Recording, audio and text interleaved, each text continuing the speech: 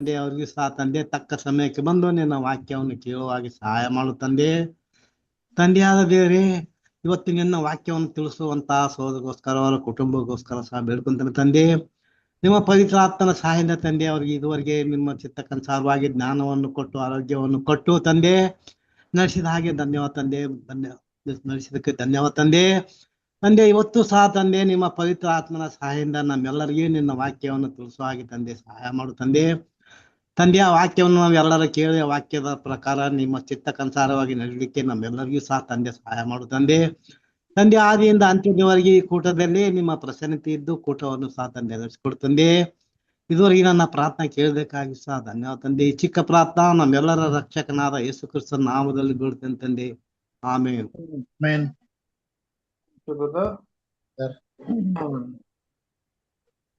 ತಂದೆಯ ದೇವರಿಗೂ ಮತ್ತೆ ಅವ್ರ ಮಗನಾದ ಕ್ರಿಸ್ತನು ಕೂಡ ಈ ಒಂದು ವೇಳೆಯಲ್ಲಿ ಕೃತಜ್ಞತೆ ಹೇಳಿಕೊಂಡು ಈ ದೇವದರ್ಶನ ಗುಡಾರ ಪಾಠದಲ್ಲಿ ನಾವು ಈ ಒಂದು ಈಗ ಬಂಗಾರದ ದೀಪಸ್ತಂಭ ಅನ್ನುವ ಒಂದು ಪಾಠವನ್ನು ನೋಡ್ತಾ ಇದ್ದೀರಿ.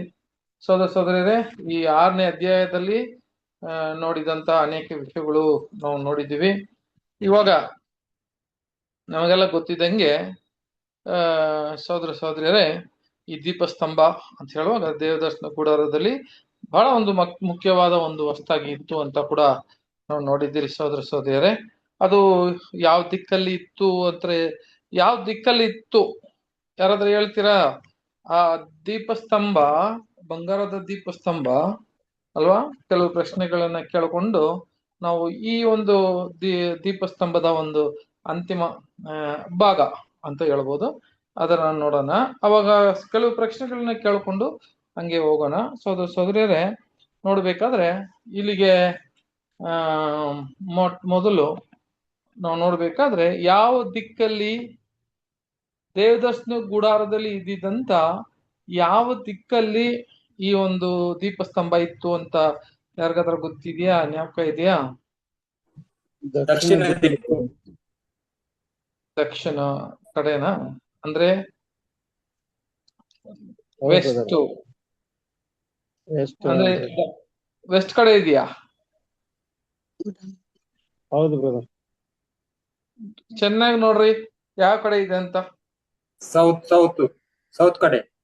ಸೌತ್ ಅಂದ್ರೆ ದಕ್ಷಿಣ ಕಡೆ ಅಂತ ಕರೆಕ್ಟ್ ಆಗಿದೆಯಾ? ದಕ್ಷಿಣ ದಿಕ್ಕು. South, very good. So south ಅನ್ನುವಾಗ ಸೋದರ ಸೋದರಿಯರೇ, ಇದು ಏನನ್ನು ಸೂಚಿಸ್ತದೆ? ಇವಾಗ ದೇವದರ್ಶನ ಗುಡಾರ ಒಳಗೆ ಹೋದ ತಕ್ಷಣವೇ ನಾವು ಈಗ ಸೌತ್, ಯಾವಾಗ್ಲೂ ಸೌತ್, ನಾರ್ತ್ ಸೌತ್ ಅಂತ ನೋಡ್ತೀವಿ. ಈ ದಕ್ಷಿಣ ದಿಕ್ಕಲ್ಲಿ ಅಂತ ಹೇಳುವಾಗ ಅದು ಯಾವ್ದನ್ನ ಸೂಚನೆ ಮಾಡ್ತದೆ? ಈಗ ಪೂರ್ವ ದಿಕ್ಕು ಅಂತ ಇದೆ ಅಲ್ವಾ? ನೀವು ನೋಡ್ಬೇಕಾದ್ರೆ ಇನ್ನೊಂದು ನೋಡ್ಬೇಕಾದ್ರೆ ಸೋದರ ಸೋದರಿಯರೇ ಏನ್ರಿ, ನಾರ್ತ್, ಸೌತ್, ಈಸ್ಟ್, ವೆಸ್ಟ್ ಅಂತ ಇದೆ.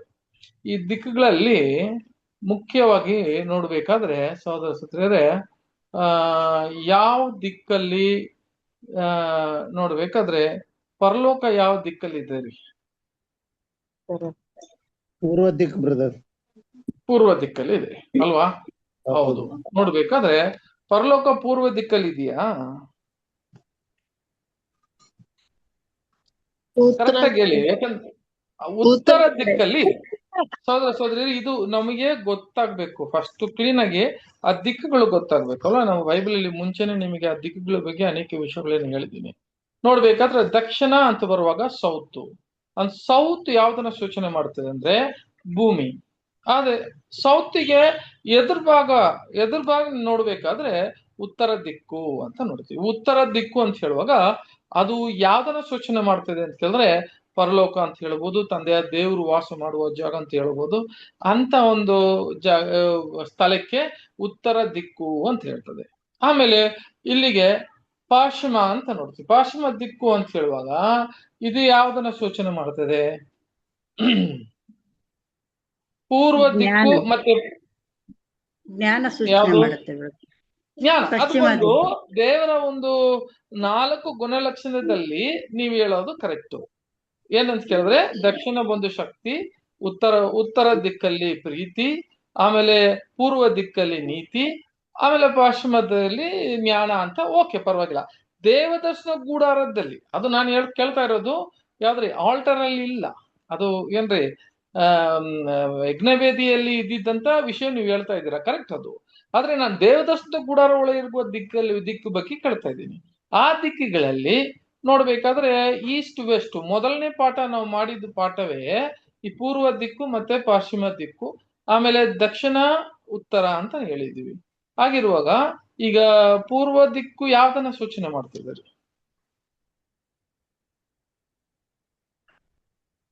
ಯಾಕೆ ಇಲ್ವಾ? ಯಾವನ್ನ ಸೂಚನೆ ಮಾಡ್ತದೆ? ಪೂರ್ವ ದಿಕ್ಕಲ್ಲಿ ಏನೈತೆ? ದೇವದರ್ಶನ ಗುಡಾರದಲ್ಲಿ ಪೂರ್ವ ದಿಕ್ಕಲ್ಲಿ ಏನಿದೆ?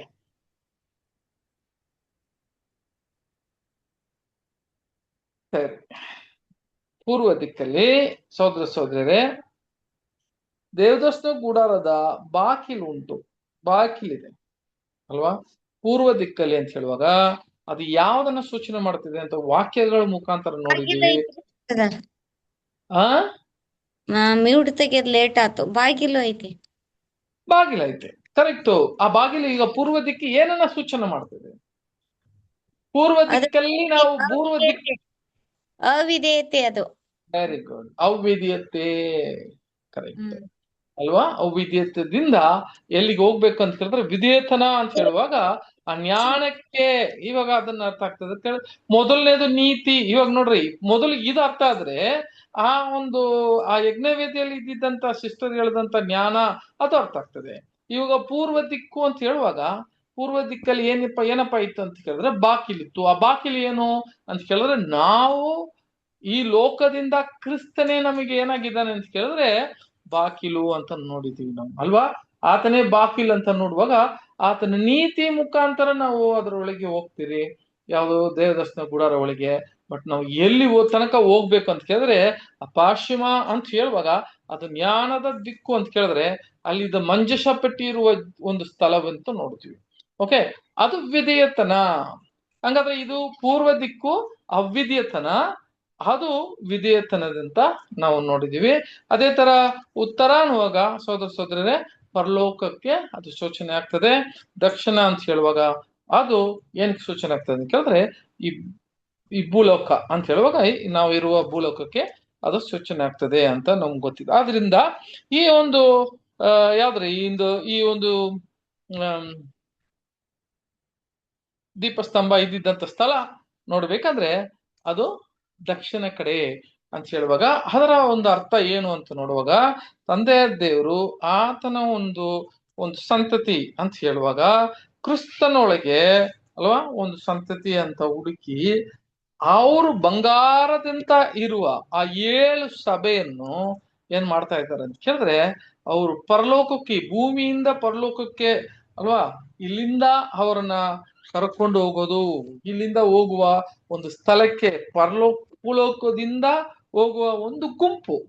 ಆ ಗುಂಪು ಎಷ್ಟಪ್ಪ ಅಂತ ಹೇಳಿದ್ರೆ ಸಹೋದರ ಸಹೋದರಿಯರೇ ನಮಗೆಲ್ಲ ಗೊತ್ತಿದಂಗೆ 1,44,000 ಅಂತ ನಾವು ನೋಡಿದೀವಿ. ಅವರು ಯಾವ ತರ ಕರೆಯಲ್ಪಟ್ಟಿದ್ದಾರೆ ಅಂತ ಕೂಡ ವಾಕ್ಯಗಳ ಮುಖಾಂತರ ಅನೇಕ ವಿಷಯ ನೋಡಿದ್ರೆ 7 ಸಭೆ, ಆ ಜಕರ್ಯದಲ್ಲಿ ನೋಡಿದಂತ ಆ 2 ಮರಗಳಿತ್ತು, ಒಂದು ದೊಡ್ಡ ಮರಗಳು, ಆ ಎಣ್ಣೆ ಮರ. ಆ 2 ಮರ ಏನಪ್ಪಾ ಅಂತ ಹೇಳಿದ್ರೆ ಆ 2 ಮರ ಬಂದು ಒಂದು ಅದು ಹಳೆ ಒಡಂಬಡಿಕೆ, ಇನ್ನೊಂದು ಹೊಸ ಒಡಂಬಡಿಕೆ ಅಂತ ನೋಡ್ತೀವಿ. ಅದರಲ್ಲಿ ಬಂದಿದ್ದಂತ ಪೈಪ್ಗಳೆಲ್ಲ ಒಳಗಡೆ ಇತ್ತು. ಅದೆಲ್ಲ ನೋಡ್ಬೇಕಾದ್ರೆ ಆ ಅದರಿಂದ ನಮ್ಮ ಪವಿತ್ರ ಆತ್ಮದಿಂದ ನಮಗೆ ಏನಾಗುತ್ತೆ ಅಂತ ಹೇಳಿದ್ರೆ ನಮಗೆ ಕೊಟ್ಟಿರುವ ಪವಿತ್ರ ಆತ್ಮ ಆ 7 ಸಭೆಗಳಿಂದ ಬಂದಿದಂತ ಪವಿತ್ರ ಆತ್ಮ ಅಂತ ಕೂಡ ನಾವು ನೋಡಿದೀವಿ. ಇವೆಲ್ಲ ನೋಡ್ಬಿಟ್ಟು ಸಹೋದರ ಸಹೋದರಿ 6 ಕೊಂಬೆ ಮತ್ತೆ ದೀಪಸ್ತಂಭ ಅದು ಏನಪ್ಪಾ ಅಂತ ಹೇಳಿದ್ರೆ 7 ಸಭೆಯನ್ನ ಸೂಚನೆ ಮಾಡ್ತಿದೆ ಅಂತ ಕೂಡ ನಾವು ನೋಡಿದೀವಿ. ಯಾವ ತರ ಕರೆ ಇತ್ತು ಅವ್ರಿಗೆ, ಯಾವ ತರ ಕರೆ ಅಂತ ಹೇಳುವಾಗ ನಮಗೆಲ್ಲ ಗೊತ್ತಿದ್ದಂಗೆ ಸಹೋದರ ಸಹೋದರರೇ ಅದು ಒಂದು ಬಾದಾಮಿ ನೋಡ್ಬೇಕಾದ್ರೆ ಚಿಗುರು ಅಲ್ವಾ, ಕೊಂಬೆದ ಮುಖಾಂತರ.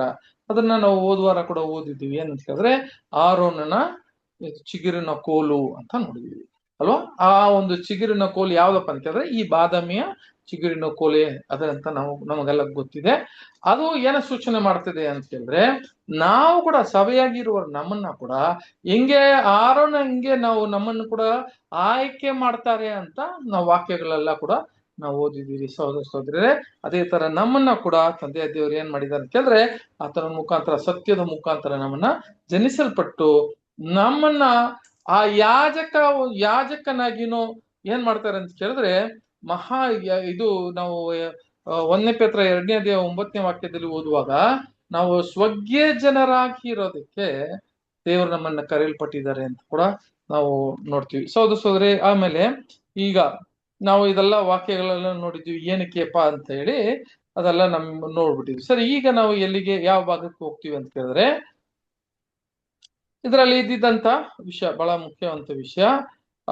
ಇದು ಮತ್ತೊಂದು ಬಾರಿ ಇದು ಹೇಳ್ತೀನಿ, ಯಾಕಂದ್ರೆ ಇದು ಒಳಗೆ ಹೋಗುವಾಗ ಈ ಒಂದೊಂದು ಕೊಂಬೆಗಳಲ್ಲಿ ಕೂಡ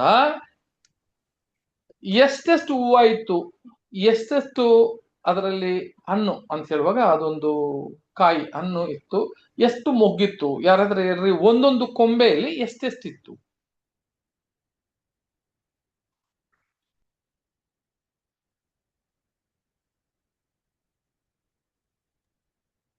ಯಾರು ಉತ್ತರ ಕೊಡ್ತಾ ಇಲ್ಲ.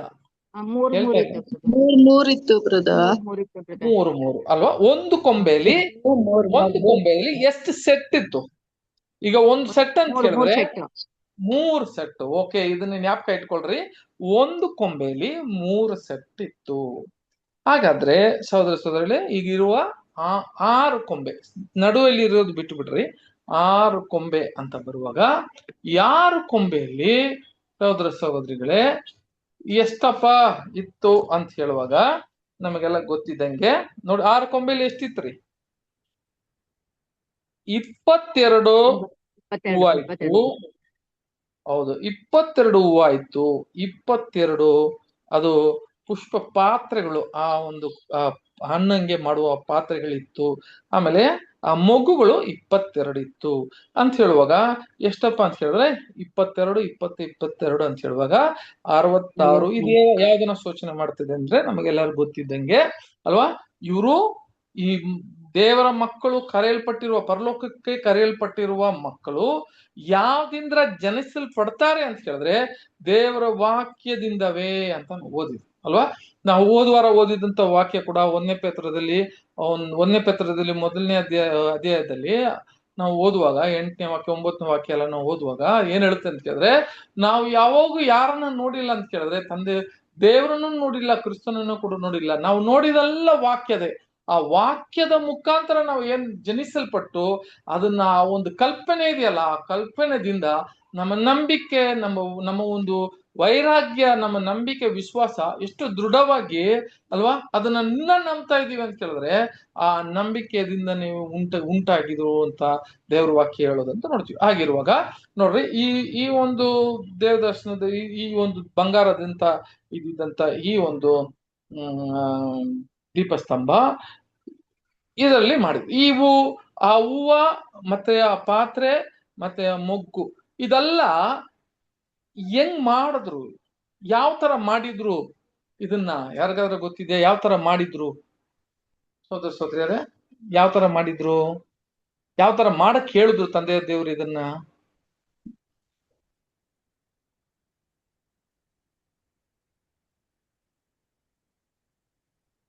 ಅಂದ್ರೆ ಮಾಡ್ತಾರೆ. ಯಾವ್ದ್ರಿಂದ? ಕಸೂತಿ ಕೆಲಸದಿಂದ.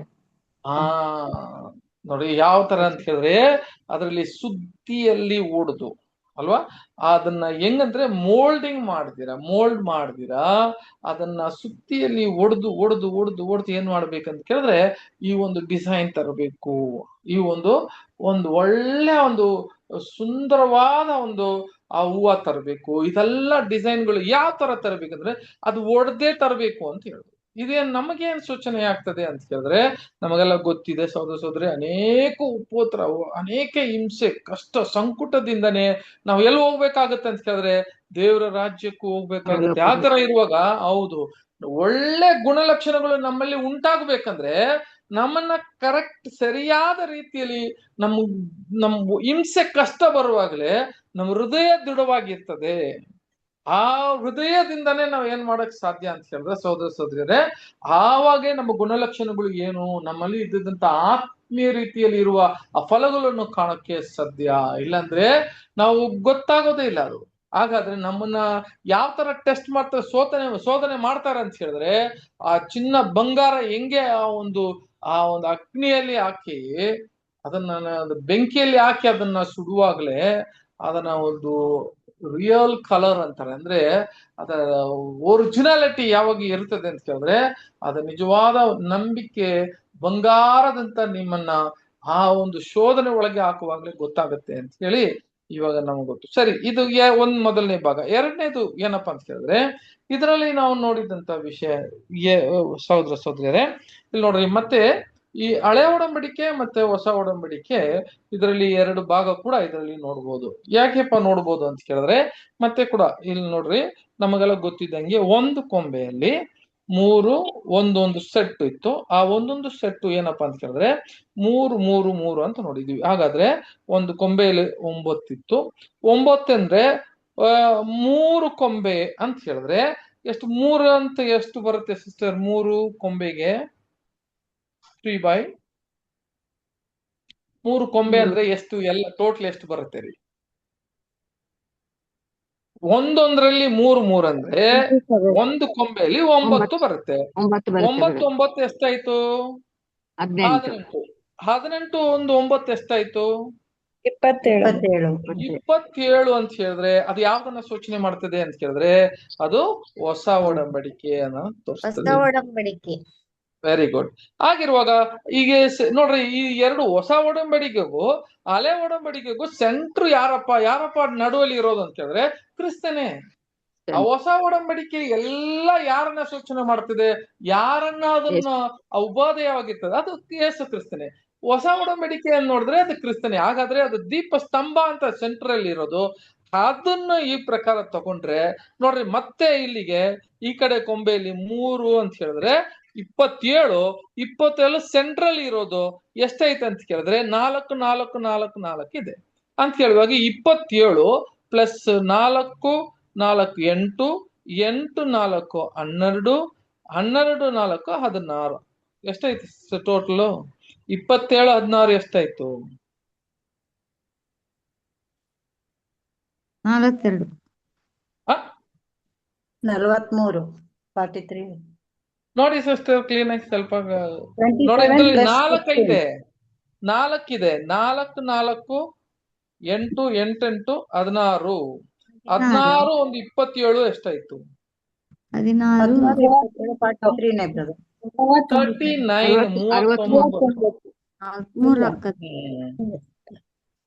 ಕರೆಕ್ಟ್. ಇವಾಗ ನೋಡ್ರಿ, ಅಲ್ಲಿಗೆ ನೀವು ಕ್ಯಾಲ್ಕುಲೇಟರ್ ಇರುತ್ತೆ, ಇಲ್ಲಿಗೆ ಆ ಕ್ಯಾಲ್ಕುಲೇಟರ್ ನೋಡಿದ್ರೆ ಕ್ಲೀನ್ ಆಗಿ ನೋಡ್ರಿ, 27 ಇಂಟು ಮತ್ತೆ 4 ಇಂಟು ಅಲ್ಲ, ಪ್ಲಸ್. ಸಾರಿ ಪ್ಲಸ್ 8 8 16 ಪ್ಲಸ್ 16 ಎಷ್ಟು ಬರುತ್ತೆ? 43 ಬರುತ್ತೆ. ಲೆಕ್ಕ ತಪ್ಪಾಯ್ತು. ಲೆಕ್ಕ ತಪ್ಪಾಯ್ತು ಅಲ್ವಾ? ಇಲ್ಲಿಗೆ ನೋಡ್ರಿ, ಇಲ್ಲಿಗೆ 39 ಅಂತ ಹೆಂಗ್ ಬರುತ್ತೆ? ಬರೀ ಹೂವ ಮಾತ್ರ ತಗೊಳ್ಳೋದು. ಇದು ಟೋಟಲ್ ತಗೊಳ್ಳೋದಲ್ಲ. ಕರೆಕ್ಟ್, ಇದು ಟೋಟಲ್ ತಗೊಳ್ಳೋದಲ್ಲ. ಇದು ಬಂದು ನೋಡ್ರಿ, ಇಲ್ಲಿಗೆ ಕರೆಕ್ಟ್ ಆಗಿ ಬರೀ ಹೂವ ಮಾತ್ರ ತಗೊಳ್ಳೋದು. ಹೂವ ಮಾತ್ರ ಎಷ್ಟಿದೆ ಅಂತ ಕೇಳಿದ್ರೆ 3 3 9 9. ಹೌದು. ಮತ್ತೆ 9 ಅದೊಂದು 3 ಎಷ್ಟಾಯ್ತು? 9 3 11 4 ಪ್ಲಸ್ 3 ಅಂತ ಹಾಕಿದ್ರೆ ಇಂಟು 3 ಅಂತ ಹಾಕಿದ್ರೆ 39 ಬರುತ್ತೆ. ಇಂಟು 3 ಅಂತ ಹಾಕುವಾಗ ಇಲ್ಲಿ 39 ಬರುತ್ತೆ.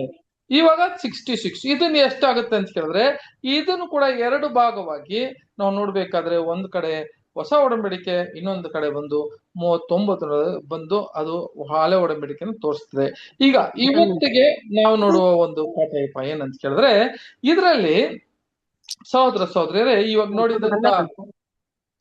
ನೋಡಿದಂತ ಮತ್ತೆ ನೋಡ್ರಿ ಇಲ್ಲಿಗೆ ಆ ಈ ಒಂದು ದೀಪ ಸ್ತಂಭ ಅಂತ ಹೇಳುವಾಗ ನಡುವಲ್ಲಿ ಬಿಟ್ಬಿಟ್ಟು ಈಗ ಈ ದೀಪಸ್ತಂಭ ಯಾವ್ದನ್ನ ಸೂಚನೆ ಮಾಡ್ತಿದೆ ಅಂತ ಹೇಳಿದ್ರೆ ಟೋಟಲ್ ಆಗಿ ಸಭೆಯನ್ನ ಸೂಚನೆ ಮಾಡ್ತಿದೆ.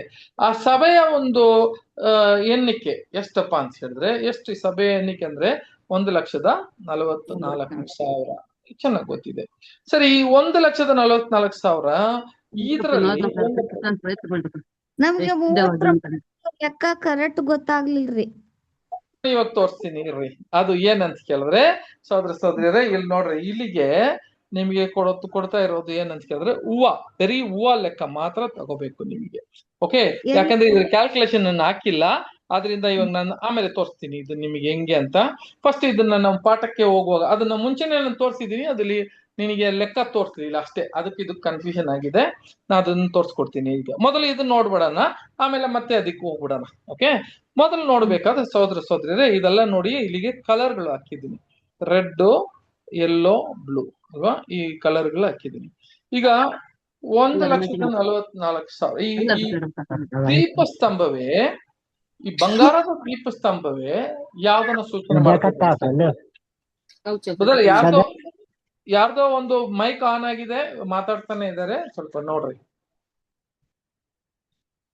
ಆಫ್ ಮಾಡಿರಿ ಮೈಕು. ಓಕೆ ಸರಿ, ಈಗ ಸಹೋದರಿಯರೇ ಇದನ್ನ ನೋಡ್ರಿ, ದೀಪಸ್ತಂಭ ಅಂತ ಹೇಳುವಾಗ ಈ 7 ಸಭೆಗೆ ಯಾವ್ದನ್ನ ಸೂಚನೆ ಕೊಡ್ತದೆ ಅಂತ ಹೇಳಿದ್ರೆ 1,44,000 ಕೊಡ್ತದೆ. ಇದು ಹೆಂಗಪ್ಪ ಇದರಲ್ಲಿ ಲೆಕ್ಕ ಮಾಡೋದು ಅಂತ ಹೇಳಿ ಇವತ್ತಿನ ಪಾಠ ಅದೇ. ಓಕೆ, ಸಿಸ್ಟರ್ ಕೇಳಿದಂತ ವಾಕ್ಯ ಕೂಡ ಆಮೇಲೆ ಅದನ್ನ ಕ್ಲಿಯರ್ ಆಗಿ ಅದನ್ನ PPT ಹಾಕಿದ್ದೀನಿ, ಅದನ್ನ ತೋರಿಸ್ಕೊಡ್ತೀನಿ. ಮೊದಲು ನೋಡ್ಬೇಕಾದ್ರೆ ಸಹೋದರಿಯರೇ ಈಗ ಮತ್ತೆ ನೋಡ್ರಿ, ಒಂದೊಂದು ರೆಡ್ ಅಂತ ಬರುವಾಗ ಆ ರೆಡ್ ಅಲ್ಲಿ ಒಂದು ಸೆಟ್ ಅಲ್ಲಿ 3 ಇದೆ, ಒಂದು ಸೆಟ್ ಅಲ್ಲಿ 3 ಇದೆ. ಅದೇ ತರ ಯೆಲ್ಲೋ ಅಂತ ನೋಡುವಾಗ ಕೆಂಪು, ಅರ್ಶಿನ, ಮತ್ತೆ ಈ ಯೆಲ್ಲೋ ಮತ್ತೆ ಈ ಬ್ಲೂ, ಇದರಲ್ಲಿ ನೋಡ್ಬೇಕಾದ್ರೆ 3 3 3 ಅಂತ ಬರುವಾಗ ಮತ್ತೆ ಎಷ್ಟು ಬರುತ್ತೆ ಅಂತ ಕೇಳಿದ್ರೆ 3 3 3 ಎಷ್ಟು ರೀ? 9 9 9 18 ಅಲ್ವಾ, 18. ಈಗ ಟೋಟಲ್ ನೋಡ್ಬೇಕಾದ್ರೆ ಇದು ಎಷ್ಟಿದೆ ಟೋಟಲ್ ಅಂತ ಕೇಳಿದ್ರೆ 3 3 3 ಅಲ್ವಾ. ಇಲ್ಲಿ ನೋಡ್ಬೇಕಾದ್ರೆ ಸಹೋದರಿಯರೇ ಟೋಟಲ್ ಎಷ್ಟು ಬರುತ್ತೆ ಇದರಲ್ಲಿ ಅಂತ ಕೇಳಿದ್ರೆ 18 ಒಂದ್ ಕಡೆ ನೋಡ್ತೀವಿ ನೋಡ್ರಿ. ಓಕೆ, 9 ಬಂತ ಇಲ್ಲಿಗೆ. ಒಂದು ಸೆಟ್ ಒಂದ್ ಕಡೆ 9 ಇದೆ, ಇನ್ನೊಂದು ಕಡೆ 9 ಇದೆಯಾ? 9 9 ಎಷ್ಟಾಯ್ತ್ರಿ? 18 ಅಲ್ವಾ. ನೋಡ್ರಿ, ಬರೀ ಕೊಂಬೆ ಮಾತ್ರ. ಇವ್ರು ಯಾರಪ್ಪ ಕೊಂಬೆ ಅಂತ ಕೇಳಿದ್ರೆ 1,44,000 ಬಂದು ಯಾರಪ್ಪ ಅಂತ ಕೇಳಿದ್ರೆ ಈ ಕೊಂಬೆ ಮಾತ್ರ, ಕ್ರಿಸ್ತನು ಆ ಸ್ತಂಭ. ಇದು ಬಂದು ಯಾವ್ದನ್ನ ಸೂಚನೆ ಮಾಡುತ್ತೆ ಅಂತ ಕೇಳಿದ್ರೆ ಈ 18 ಎಲ್ಲ ಒಂದ್ ಸೆಟ್ ತಗೊಂಡ್ರೆ ಒಂದೊಂದು ಸೆಟ್ ಒಂದೊಂದು 3 1 ಅಂತ ನಾವು ತಗೊಂಡಿದೀವಿ. ಆದ್ರಿಂದ ಈ ರೆಡ್ ಎಲ್ಲ ಸೇರುವಾಗ 18 ಅಂತ ಹೇಳಿ ಇಲ್ಲಿಗೆ ನಾವು ಆಗುವಾಗ ಇಂಟು 8, 18 ಇಂಟು 8 ಎಷ್ಟಾಗುತ್ತೆ ನೋಡ್ರಿ? 18 ಇಂಟು 8 ಎಷ್ಟಾಗುತ್ತೆ ಲೆಕ್ಕ ಮಾಡಿ. 18 ಇಂಟು 8 ಎಷ್ಟಾಗುತ್ತೆ ನೋಡಿದ್ರೆ? ಅಲ್ಲ, 18 ಇಂಟು 8 ಇಂಟು 8 ಪ್ಲಸ್ ಅಲ್ಲ, 144 ಬರುತ್ತೆ ಅಲ್ವಾ. ಈಗ 144 ಬರುವಾಗ ಈಗ 144 ನಾವು ದೇವದರ್ಶನ ಗುಡಾರದಲ್ಲಿ 100 ಎಲ್ಲೆಲ್ಲ ಬರ್ತದೋ ಅದು ಯಾರಿಗೆ ಅಂತ ಕೇಳಿದ್ರೆ ಕ್ರಿಸ್ತನಿಗೆ ಹೋಲಿಕೆ ಮಾಡ್ತೀವಿ. ಎಲ್ಲೆಲ್ಲ 1000 ಬರುತ್ತೋ 1000 ಬರುತ್ತೋ ಅದು ತಂದೆಯ ದೇವರಿಗೆ ಹೋಲಿಕೆ ಮಾಡ್ತೀವಿ. ಒಂದು ನ್ಯೂಮೆರಿಕಲ್ ಸ್ಟಡಿ ಅಂತ ಇದೆ. ಏನಂತ ಕೇಳಿದ್ರೆ ಬರೀ ನಂಬರ್ಗಳು ಮಾತ್ರವೇ ಬೈಬಲ್ ಅಲ್ಲಿ ಉಂಟು ಅಲ್ವಾ. ಬರೀ ನಂಬರ್ಗಳು ಮಾತ್ರವೇ ಒಂದೊಂದು ಸ್ಟಡಿ ಮಾಡ್ತೀವಲ್ಲ, ಆತರ ನಂಬರ್ಗಳು ಮಾತ್ರವೇ ಬೈಬಲ್ ಅಲ್ಲಿ ಉಂಟು, ಕೆಲವು ವಿಷಯಗಳಲ್ಲ. ಅವಾಗ ತಂದೆಯ ದೇವರಿಗೆ 1000 ಅಂತ ಬರುವಾಗ ಇಲ್ಲಿಗೆ 144 ಇಂಟು 1000 ಹಾಕುವಾಗ 1000 ಅಂತ ಹಾಕುವಾಗ 1,44,000 ಬಂದ್ಬಿಡ್ತೇವೆ. ಓಕೆ, ಇವಾಗ ನಿಮ್ ಪ್ರಶ್ನೆಯಲ್ಲಿ ಇಲ್ಲಿಗೆ ಏನು ಅಂತ ಕೇಳಿದ್ರೆ 18 ಸರಿ, ಈ 8 ಎಲ್ಲಿಂದ ಬಂತು ಅಂತ ಕೇಳ್ತೀರಾ. ಎಲ್ಲರಿಗೂ ಒಂದು ಪ್ರಶ್ನೆ ಏನಂತ ಕೇಳಿದ್ರೆ ಅಲ್ವಾ, ಇವಾಗ 18ಗೆ ಯಾಕೆ 8 ನಾವು ಲೆಕ್ಕ ಮಾಡ್ತೀವಿ ಅಂತ ಹೇಳುವಾಗ ಇಲ್ಲಿಗೆ ಒಂದು ಪ್ರಶ್ನೆ ಇದೆ. 8 ಅಂದ್ರೆ ಏನು? 8 ಅಂತ ಹೇಳುವಾಗ ನಾನು ಹೇಳ್ದಂಗೆ ಬೈಬಲಲ್ಲಿ ಹಲವಾರು ನಂಬರ್ಗಳು ಕೊಟ್ಟಿದ್ದಾರೆ. ಒಂದೊಂದು ನಂಬರ್ಗೆ ಒಂದೊಂದು ಅರ್ಥ ಉಂಟು, ನಮಗೆಲ್ಲ ಗೊತ್ತಿದೆ. ಫಾರ್ ಎಕ್ಸಾಂಪಲ್, ಒಂದು ಉದಾಹರಣೆಗೆ, ಬೈಬಲಲ್ಲಿ ಅಧಿಕವಾಗಿ ಒಂದು ನಂಬರ್ ಮಾತ್ರ ಅಧಿಕವಾಗಿದೆ. ಯಾವ ನಂಬರ್ ಅದು? 7. Very good. ಏನಂತ ಕೇಳಿದ್ರೆ 7 ಅಲ್ವಾ? ನಾವು ನೋಡ್ತೀವಿ 7 ಸೃಷ್ಟಿಯ ದಿನಗಳು, ಸಬಾತು 7, 7 7 70, 7 ತುತ್ತೂರಿಗಳು, 7 ಸಭೆಗಳು. ನೋಡ್ಬೇಕಾದ್ರೆ ಇವೆಲ್ಲ ಆತನು. ಅದೇ ತರ ಇದು 7 ಅಂತ ಬರುವಾಗ ಅದರ ಒಂದು ಅರ್ಥ ಏನಪ್ಪಾ, ಅದನ್ನ ಏನಕ್ಕೆ ಸೂಚನೆ ಆಗ್ತದೆ ಅಂತ ಕೇಳಿದ್ರೆ, ತಂದೆಯ ದೇವರ ಒಂದು ಪರ್ಫೆಕ್ಷನ್ ಅಂತ, ಪರಿಪೂರ್ಣತೆಯ ಅಂತ ನಾವು ನೋಡ್ಬೋದು. ಅದೇ ತರ 6 ಅಂತ ಬಂದ್ರೆ ಏನು? 6ನೇ ದಿನಕ್ಕ ಮನುಷ್ಯನ ಸೃಷ್ಟಿ.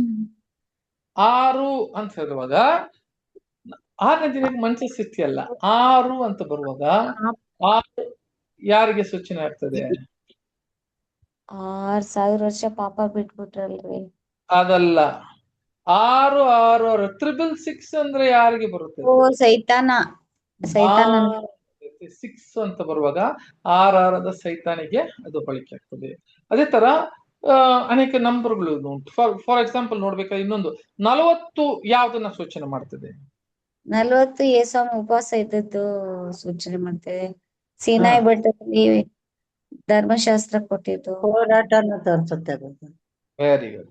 ಅದೇನು ಕೊಡುತ್ತೆ ಅಂತ ಕೇಳಿದ್ರೆ, ಆ 40 ಅಂತ ಹೇಳಿ ಬರುವಾಗ ಜಡ್ಜ್ಮೆಂಟ್ ಅಂತ ತೋರಿಸ್ತದೆ. ಇನ್ನೊಂದು ಶೋಧನೆ ಕಾಲ, ಅದು ಬಂದು ಅವ್ರಿಗೆ ಜಡ್ಜ್ಮೆಂಟ್ ಅಂತ ಬರ್ತದೆ. ಎಲ್ಲರಿಗೂ ಮೇಲೆ ಬರುವಾಗ ಅವ್ರಿಗೆ ಜಡ್ಜ್ಮೆಂಟ್ ಕೊಡುವ ಒಂದು, ನೋಡ್ರಿ, ಜಡ್ಜ್ಮೆಂಟ್ ಅಂತ ಹೇಳುವಾಗ ಯಾವಾಗ ಅರಣ್ಯದಲ್ಲಿ ಅವ್ರು ಹೋಗುವಾಗ ಅವ್ರಿಗೆ 40 ದಿನವನ್ನು 40 ವರ್ಷವಾಗಿ ಕೊಟ್ಬಿಟ್ರು. ಅದೇ ತರ 40 ದಿನ 40 ರಾತ್ರಿ ಅವರು ನೋವ ಕಾಲದಲ್ಲಿ ಏನ್ ಬಂತ್ರಿ? ಆ ಮಳೆ ಬಂತು. ಇವೆಲ್ಲ ನೋಡ್ಬೇಕಾದ್ರೆ ಆ ಜಡ್ಜ್ಮೆಂಟ್ ಪೀರಿಯಡ್. ಇವಾಗ ಇದು ಅನೇಕ ವಿಷಯಗಳಿದೆ. 100ಗೆ 40ಗೆ ಈ ತರ ಇದೆ. 18ಗೆ ಕೂಡ ವಾಕ್ಯಗಳಿದೆ. 8 ಅಂತ ಹೇಳಿದ್ರೆ ಏನಪ್ಪ ಜ್ಞಾಪಕ ಬರ್ತದೆ ನಮಗೆ? 8 ಅನ್ನೋದಿಗೆ ಸುನ್ನತಿ ಜ್ಞಾಪಕ ಬರ್ತೈತಿ. 8ನೇ ದಿನ 8 ಅಂತ ಬರುವಾಗ ಏನ್ ಜ್ಞಾಪಕ ಬರ್ತದೆ ಅಂತ ಹೇಳಿದ್ರೆ, ಸುನ್ನತಿಯನ್ನ ಜ್ಞಾಪಕ ಬರೋದು ನಮ್ಗೆ ಗೊತ್ತಿದೆ. ಹೌದು ಸಹೋದರ ಸಹೋದರಿಯರೇ, 8 ಅನ್ನುವಾಗ ಸುನ್ನತಿ ಜ್ಞಾಪಕ. ಆಮೇಲೆ ಯಾವ್ದಕ್ಕೆಲ್ಲ 8 ಅಂತ ಬರುವಾಗ ಯಾವ್ದಕ್ಕೆಲ್ಲ 8ನ್ನ ಸೂಚನೆ ಆಗ್ತದೆ ಅಲ್ವಾ? ಬಹಳ ಮುಖ್ಯವಂತದ್ದು. ಯಾವ್ದಕ್ಕೆ ಅಂತ ನೋಡುವಾಗ, ಎಸ್ ನೋಡ್ರಿ, ಯಾವುದು ಮೊದಲನೇದು ಹೇಳುವಾಗ 8 ಅಂತ ಬರುವಾಗ 8 ಜನ ನೋವಾ ಆ ನಾವ್ಯದಿಂದ ಏನಾದ್ರಂತೆ ಅಲ್ವಾ, ಕಾಪಾಡಲ್ಪಟ್ಟಿದ್ರು ಅಂತ ಕೂಡ ರಕ್ಷಣೆ ಅಂತ ಬರ್ತೈತೆ ನೋಡ್ರಿ. ಅದಕ್ಕೆ ನೀವು ಪೇತ್ರದಲ್ಲಿ 1ನೇ ಪೇತ್ರ 3ನೇ ಅಧ್ಯಾಯದಲ್ಲಿ ಓದುವಾಗ ಏನ್ ಹೇಳ್ತಾರೆ ಅಂತ ಕೇಳಿದ್ರೆ, ಈ 8 ಜನವನ್ನು ರಕ್ಷಣೆ ಹೊಂದಿದ್ದು ಯಾವ್ದನ್ನ ಹೇಳ್ತಾರೆ ಅಂತ ಕೇಳಿದ್ರೆ, ಒಂದು ವಾಕ್ಯ ಓದೋಣ. 1ನೇ ಪೇತ್ರ 3ನೇ ಅಧ್ಯಾಯ, 1ನೇ ಪೇತ್ರದಲ್ಲಿ 3ನೇ ಅಧ್ಯಾಯ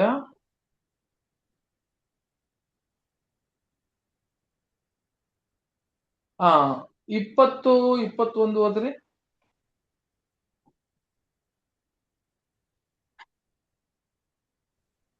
ಅಂದರೆ ಪೂರ್ವ ಕಾಲದಲ್ಲಿ ನೋಹನು ನಾವೆಯನ್ನು ಕಟ್ಟಿಸುತ್ತಿರಲು ದೇವರು ದೀರ್ಘ ಶಾಂತಿಯಿಂದ ಕಾದಿದ್ದಾಗ ಆತನಿಗೆ ಅವಿಧೇಯರಾಗಿದ್ದವರ ಬಳಿಗೆ ಹೋಗಿ ಸುವಾರ್ತೆಯನ್ನು ಸಾರಿದನು.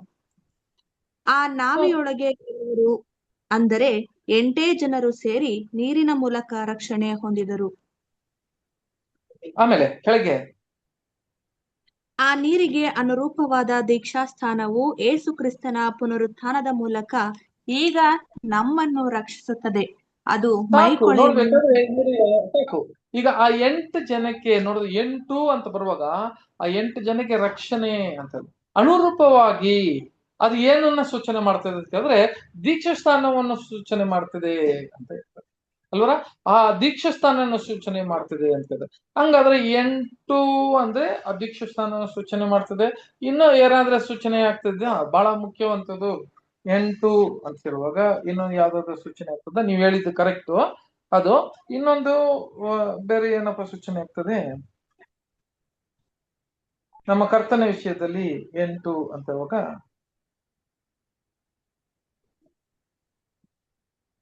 ಸರಿ, ನಮ್ಮ ಕ್ರಿಸ್ತನು 8ನೇ ದಿನ ಏನಾಗಿದ್ರು ಅಂತ ಕೇಳಿದ್ರೆ ಸಹೋದರ ಸಹೋದರರೇ, ಅವರು 8ನೇ ದಿನ ಪುನರ್ತನಾದ್ರು ಅಂತ ನೋಡ್ತೀವಿ. 8th ಡೇ ಅಂತ ಹೇಳುವಾಗ ನೋಡಿ, 7 ದಿವಸ ಆದ್ಮೇಲೆ ರಿಸರೆಕ್ಷನ್ ಅಂತ ಹೇಳ್ತಾರೆ. ರಿಸರೆಕ್ಷನ್ ನಾವು ನೋಡ್ಬೇಕಾದ್ರೆ ಈ ಲೋಕಕ್ಕೆ ಯಾವಾಗಪ್ಪ ಎಲ್ಲರಿಗೂ ಪುನರ್ತನವನ್ನು ಸೂಚನೆ ಮಾಡ್ತದೆ ಅಂತ ಕೂಡ ನಾವು ನೋಡ್ತೀವಿ. ಯಾಕಂದ್ರೆ 7 ದಿವಸ ನೋಡ್ಬೇಕಾದ್ರೆ ವಾರದಲ್ಲಿ 7 ದಿವಸ ಮುಗಿದ ಮೇಲೆ, ಆ ಒಂದು ಸಬ್ಬಾತ್ ದಿನ ಮುಗಿದ ಮೇಲೆ, ಆ 7 ದಿವಸ ಮುಗಿದ ಮೇಲೆ 8ನೇ ದಿವಸ ಕ್ರಿಸ್ತನ್ ಏನಾಗ್ತಾರೆ ಅಂತ ಕೇಳಿದ್ರೆ ಆ ಪುನರ್ತನ ಆಗೋದು ಕೂಡ ನಾವು ನೋಡ್ತೀವಿ. ಅದನ್ನು ಕೂಡ ಅದು ನಮಗೆ ಸೂಚನೆ ಆಗುತ್ತೆ ಅಂತ ಕೇಳ್ತೀವಿ. ಬಹಳ ಮುಖ್ಯವಂತ ವಿಷಯ ಏನಪ್ಪಾ ಅಂತ ಕೇಳಿದ್ರೆ, ನಮಗೆ ಇಲ್ಲಿಗೆ ಕೊಡೋದು ಏನು ಮುಖ್ಯವಂತ ವಿಷಯ ಅಂತ ಕೇಳಿದ್ರೆ 8 ಅನ್ನುವಾಗ ಅದು ಯಾವ್ದ್ರೆ ಸುನ್ನತಿಯನ್ನ ಸೂಚನೆ ಕೊಡ್ತದೆ ಅಲ್ವಾ. ಸುನ್ನತಿ ಅಂದ್ರೆ ಏನರ್ಥ ಅಂತ ಹೇಳುವಾಗ ಸಹೋದರ ಸಹೋದರಿಯರೇ, ನಮ್ಮ ಕರ್ತನಾದ ಯೇಸು ಕ್ರಿಸ್ತನನ್ನು ಸುನ್ನತಿ ಮಾಡಿದ್ರ ಮಾಡಿದ್ರ ಮಾಡಿದ್ರಲ್ಲ ಬ್ರದರ್. ಮಾಡಿದ್ರಲ್ಲ, ಹೌದು. ಎಲ್ಲಿ ಅಂತ ಕೇಳಿದ್ರೆ ಲೂಕ 2ನೇ ಅಧ್ಯಾಯ 21ನೇ ವಾಕ್ಯ ಓದನ. 2ನೇ ಅಧ್ಯಾಯ 21ನೇ ವಾಕ್ಯ.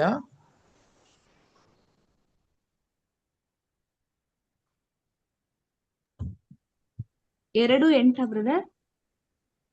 2:21. ಆ ಕೂಸಿಗೆ ಸುನ್ನತಿ ಮಾಡುವುದಕ್ಕೆ ಕಳೆಯಬೇಕಾದ 8 ದಿವಸಗಳು ತುಂಬಿದ ಮೇಲೆ ಅದಕ್ಕೆ ಏಸುವೆಂದು ಹೆಸರಿಟ್ಟರು. ಸಾಕು ನೋಡಿದ್ರ, ಆ 8 ದಿವಸ ತುಂಬಿದ ಮೇಲೆ ಸುನ್ನತಿಯನ್ನು ಕ್ರಿಸ್ತನಿಗೆ ಮಾಡಿದನು ಅಂತ ಹೇಳಿದ್ರು. ಸಹೋದರ ಸಹೋದರರೇ, ಇವಾಗ ಆ ಸುನ್ನತಿ ಮಾಡ್ಬೇಕಾದ್ರೆ ಈ ಸುನ್ನತಿ ಏನಕ್ ಮಾಡಿಸಿದ್ರು, ಏನಕ್ಕಪ್ಪ ಮಾಡಿಸಿದ್ರು ಇವ್ರಿಗೆ ಸುನ್ನತಿ ಅಂತ ಕೇಳಿದ್ರೆ, ಏನಿತ್ತು ಸುನ್ನತಿಯಲ್ಲಿ ಮಾಡಕ್ಕೆ ಇವ್ರಿಗೆ ಅಲ್ವಾ.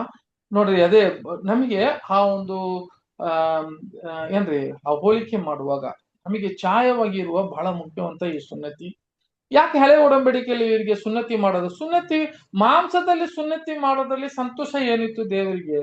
ಅಂಥದ್ದು ಏನು ವಿಶೇಷವಾಗಿತ್ತು ಅದರಲ್ಲಿ ಅಂತ ಹೇಳುವಾಗ, ತಂದೆ ದೇವರಿಗೆ ಮಾಂಸದಲ್ಲಿ ಮಾಡ್ಬೇಕಂತ ಏನು ಒಂದು ಸೂಚನೆ ಅಲ್ಲ. ಅದು ಇವ್ರಿಗೆ ಹೃದಯದಲ್ಲಿ ಮುಂಚೆನೆ ಏನ್ ಮಾಡಿದ್ರು ಅಂತ ಕೇಳಿದ್ರೆ, ಇವ್ರಿಗೆ ಹೃದಯದಲ್ಲಿ ಇದು ಮಾಂಸದಲ್ಲಿ ಮಾಡೋದನ್ನು ಅವನು ಹೃದಯದಲ್ಲಿ ಅವನು ಅದನ್ನ ನೆನಪುಕೊಳ್ಳಬೇಕು ಅಂತ ತಂದೆ ದೇವರು ಹೇಳಿದ್ರು. ಆದ್ರೆ ಇವ್ರು ಏನ್ ಮಾಡಿದ್ರು ಅಂತ ಕೇಳಿದ್ರೆ, ಬರೀ ಮಾಂಸದ ರೀತಿಯಲ್ಲಿ ಮಾಡುವ ಸುನ್ನತಿ ಮಾತ್ರವೇ ಮಾಡಿಸ್ಕೊಂಡು ಹೋಗಿದ್ರು. ಅದು ಕೂಡ ವಾಕ್ಯ ಹೋದನ ಧರ್ಮೋಪದೇಶ ಖಂಡದಲ್ಲಿ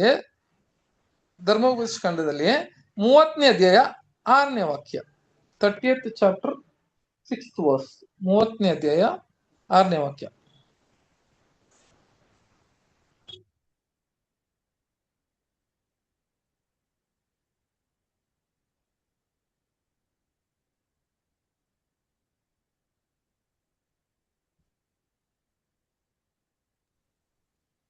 ನಿಮ್ಮ ದೇವರಾದ ಯೆಹೋವನು ನಿಮ್ಮ ಮತ್ತು ನಿಮ್ಮ ಸಂತತಿಯವರ ಹೃದಯಕ್ಕೆ ಸುನ್ನತಿ ಮಾಡುವನು.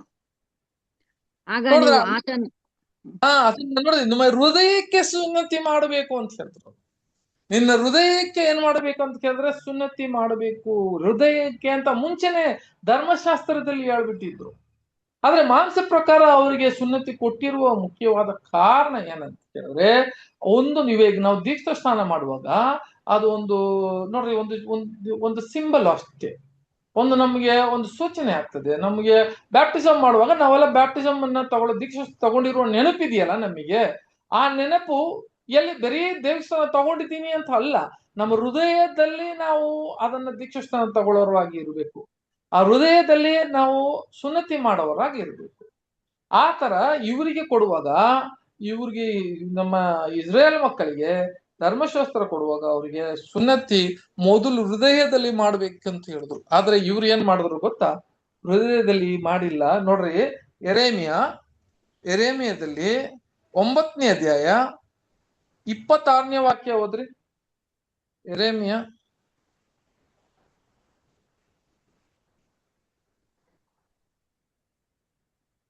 9ನೇ ಅಧ್ಯಾಯ 26ನೇ ವಾಕ್ಯ. ಏಕೆಂದರೆ ಸಕಲ ಜನಾಂಗಗಳವರು ಸುನ್ನತಿಹೀನರು, ಎಲ್ಲಾ ಇಸ್ರಾಯೇಲ್ ವಂಶದವರು ಹೃದಯ ಸುನ್ನತಿ ಇಲ್ಲದವರು ಎಂದು ಯೆಹೋವನು ಅನ್ನುತ್ತಾನೆ.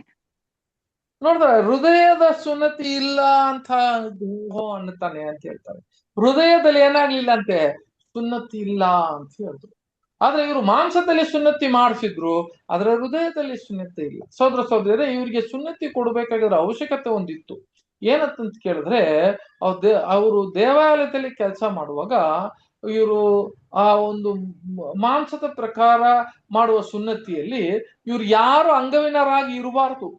ಆ ತರ ಇರುವಾಗ ಆ ಸುನ್ನತಿಯನ್ನ ಸೂಚನವಾಗಿ ಅವರಿಗೆ ಕೊಟ್ಟಿದ್ರು. ಒಂದು ಬೆರಳು ಇಲ್ಲ ಒಂದು ಕಿವಿಯ ಕೊಡ್ದಿರ ಆತನ ಒಂದು ಸುನ್ನತಿ ಮಾಡ್ಬೇಕು. ಒಂದು ಯಾವುದೋ ಒಂದು ಮಾಂಸದ ಒಂದು ಭಾಗದನ್ನ ಕಟ್ ಮಾಡ್ಬೇಕು. ಅದನ್ನ ಕಟ್ ಮಾಡಿದ್ಮೇಲೆ ಆ ರಕ್ತವನ್ನು ಸುರಿಬೇಕು.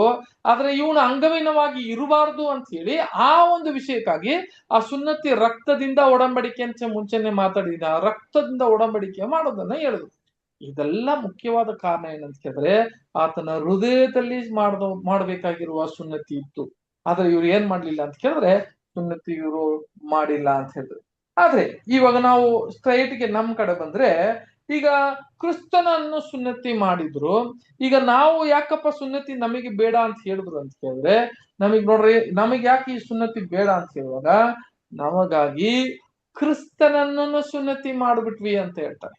ವಾಕ್ಯ ಏನ್ ಹೇಳುತ್ತೆ ಅಂತ ಕೇಳಿದ್ರೆ, ಸೋದರಿ ನೋಡ್ರಿ, ಈ ಸುನ್ನತಿ ಅನ್ನುವಾಗ ಒಂದು ಮಾಂಸವನ್ನು ನಾವು ಕಟ್ ಮಾಡಿ ಅಂತ ಕೇಳಿದ್ರೆ ಅದನ್ನ ಕಟ್ ಮಾಡಿ ಹಾಕಬೇಕು.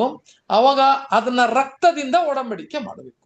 ನಾವು ಏನಾಗಿದೀವಿ ಅಂತ ಕೇಳಿದ್ರೆ, ಈ ಕ್ರಿಸ್ತನನ್ನೇ ನಾವು ಏನ್ ಮಾಡಿದೀವಿ ಅಂತ ಕೇಳಿದ್ರೆ, ಬೇಡದ ಒಂದು ಮಾಂಸವನ್ನು ಅದನ್ನ ಕಟ್ ಮಾಡಿ ಅದನ್ನ ಏನ್ ಮಾಡಿದ್ರೆ ಅಂತ ಕೇಳಿದ್ರೆ, ಆ ಕ್ರಿಸ್ತನನ್ನೇ ಕಟ್ ಮಾಡಿ ಆತನ ಮುಖಾಂತರ, ಆತನ ರಕ್ತದ ಮುಖಾಂತರ ನಮ್ಗೆ ಏನ್ ಮಾಡಿದೆ ಅಂತ ಕೇಳಿದ್ರೆ ಒಡಂಬಡಿಕೆ ಮಾಡ್ತಿದ್ದಲ್ಲ. ಆದ್ದರಿಂದ ಆತನೇ ಒಂದು ದೊಡ್ಡ ಒಂದು ಸುನ್ನತಿ ಆಗಿರೋ ಕಾರಣ ನಮಗೆಲ್ಲ ಮಾಂಸದ ಪ್ರಕಾರ ಸುನ್ನತಿ ಕೊಟ್ಟಿಲ್ಲ. ವಾಕ್ಯ ಕೂಡ ಓದನ ಎಲ್ಲಪ್ಪ ಅಂತ ಕೇಳಿದ್ರೆ, ಕೊಲೋಸ್ಯರಿಗೆ 2ನೇ ಅಧ್ಯಾಯ 11ನೇ ವಾಕ್ಯ. ಕೊಲೋಸ್ಯರಿಗೆ 2ನೇ ಅಧ್ಯಾಯ 11ನೇ ವಾಕ್ಯ ಓದ್ರಿ. ಕ್ರಿಸ್ತನಲ್ಲಿಯೇ ದೇವರ ಸರ್ವ ಸಂಪೂರ್ಣತೆಯು ಅವತರಿಸಿ ವಾಸ ಮಾಡುತ್ತದೆ ಮತ್ತು ನೀವು ಆತನಲ್ಲಿ ಇದ್ದುಕೊಂಡೇ ಪರಿಪೂರ್ಣತೆಯನ್ನು ಹೊಂದಿದವರಾಗಿದ್ದೀರಿ. ಕೊಲೋಸ್ಯರಿಗೆ 2ನೇ ಅಧ್ಯಾಯ 11ನೇ ನೀವು ದೀಕ್ಷಾ ಸ್ನಾನದಲ್ಲಿ 12 ಅಲ್ವಾ ಬ್ರದರ್? 11 ಆತನು ಎಲ್ಲಾ ದೊರೆತನಗಳಿಗೂ ಅಧಿಕಾರಿಗಳಿಗೂ ಶಿರಸ್ಸು. ನೀವು ಆತನಲ್ಲಿ ಸುನ್ನತಿಯನ್ನು ಹೊಂದಿದ್ದೀರಿ. ಈ ಸುನ್ನತಿಯು ಕೈಯಿಂದ ಮಾಡಿದ್ದಲ್ಲ. ನೋಡ್ದ, ನಾವೆಲ್ಲ ಯಾರಲ್ಲಿ ಸುನ್ನತಿ ಹೊಂದಿದೀವಿ ಅಂತ ಕೇಳಿದ್ರೆ, ಆತನಲ್ಲೇ ಸುನ್ನತಿಯನ್ನ ಹೊಂದಿದ್ದೀರಿ ಅಂತ ಹೇಳ್ತಾರೆ. ಯಾಕಂತ ಕೇಳಿದ್ರೆ, ಆತನ ಶರೀರದ ಕ್ರಿಸ್ತುವ ಮುಖಾಂತರ ನಾವು ಈ ಸುನ್ನತಿಯನ್ನ ಹೊಂದಿದ್ದೀವಿ. ಯಾಕಂತ ಕೇಳಿದ್ರೆ, ನಾವು ಮಾಂಸದ ಪ್ರಕಾರ ನಾವು ಸುನ್ನತಿ ಮಾಡೋ ಅವಶ್ಯಕತೆ ಇಲ್ಲ. ಕ್ರಿಸ್ತನೇ ನಾವು ಏನ್ ಮಾಡಿದೀವಿ ಅಂತ ಕೇಳಿದ್ರೆ ಆತನ ಸುನ್ನತಿಯನ್ನ ಮಾಡಿಸಿ, ಇನ್ನು ಮುಂದೆ ಅವರ ಲೋಕಕ್ಕೆ ನೋಡ್ರಿ, ಈ ಸುನ್ನತಿ ಮಾಡುವಾಗ ಒಂದು ವಿಷಯ ಇದೆ. ಯಾವ್ದೊಂದು ಭಾಗವನ್ನು ನಾವು ಅದನ್ನ ಕಟ್ ಮಾಡಿ ಹಾಕ್ತಿವೋ ಮತ್ತೆ ಅದನ್ನ ಏನ್ ಮಾಡಬಾರ್ದು, ಉಪಯೋಗ ಮಾಡಬಾರ್ದು. ಅದನ್ನ ಮತ್ತೆ ಉಪಯೋಗ ಮಾಡುದು. ಯಾವುದೋ ಒಂದು ದೇವರಿಗೆ ಯಜ್ಞವಾಗಿ ನಾವು ಅದನ್ನ ಸುನ್ನತಿಯಾಗಿ ಅದನ್ನ ಕಟ್ ಮಾಡಿ ಅದನ್ನ ಕೊಡುವಾಗ ಮತ್ತೆ ಅದನ್ನ ಉಪಯೋಗ ಮಾಡಬಾರ್ದು ಅಂತ ಧರ್ಮಶಾಸ್ತ್ರ ಹೇಳ್ತದೆ. ಅದೇ ತರ ಯಾವಾಗ ಅದನ್ನ ಕಟ್ ಮಾಡಿ ಹಾಕ್ತಿವೋ ಮತ್ತೆ ಉಪಯೋಗ ಮಾಡಬಾರ್ದು. ಅದೇ ತರ ಕ್ರಿಸ್ತನನ್ನ ಇಲ್ಲಿಗೆ ಯಜ್ಞವಾಗಿ ನಾವು ಅದನ್ನ ಕೊಟ್ಟದ ಮೇಲೆ ಮತ್ತೆ ಕ್ರಿಸ್ತನನ್ನು ಮತ್ತೆ ಮಾಂಸವಾಗಿ ಬರೋದೇ ಇಲ್ಲ. ಆ ಮಾಂಸವೇನ ಏನಾಗಿತ್ತು ಅಂತ ಕೇಳಿದ್ರೆ ನಾವು ಸುನ್ನತಿಯಾಗಿ ಕೊಟ್ಬಿಟ್ರಿ ಅಂತ ಹೇಳ್ತಾನೆ. ಆದ್ರೆ ಕ್ರಿಸ್ತನನ್ನು ನಾವು ಸುನ್ನತಿಯಾಗಿ ಕೊಟ್ಬಿಟ್ಟು ನಾವೇನಾಗಿದೆ ಅಂತ ಕೇಳಿದ್ರೆ ಕ್ರಿಸ್ತನಲ್ಲಿ ಹೃದಯದ ಸುನ್ನತಿಯನ್ನು ಪಡ್ಕೊಂಡ್ವಿ ಅಂತ ಹೇಳ್ತಾರೆ. ಇನ್ನೊಂದು ವಾಕ್ಯ ಕೊಡು ನೋಡ್ರಿ, ಫಿಲಿಪಿಯರಿಗೆ 3ನೇ ಅಧ್ಯಾಯ 3ನೇ ವಾಕ್ಯ.